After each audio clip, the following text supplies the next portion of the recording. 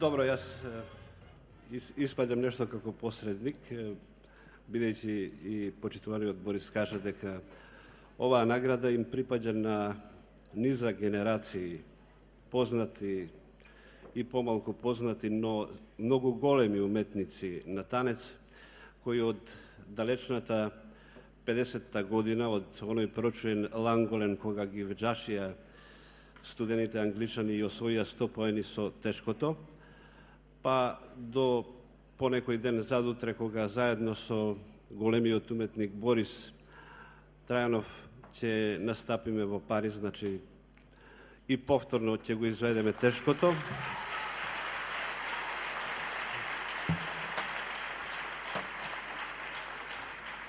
Значи, токму тие генерации многу големи уметници ја пренесеа славата на македонскиот фолклор.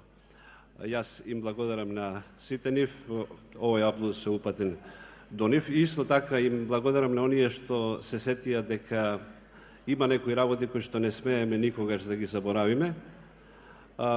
Како што во една реплика и Тони овдека зборуваше кои сме и како сме, сепак и танец е тој кој што постојано ќе не подсетува кои сме и какви сме и ќе им кажува на светот кои сме и какви сме. Имаме што да му покажеме.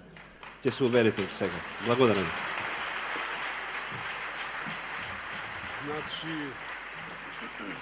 Значи, дами и господа, ексклузивно за вас, танец и тешкото.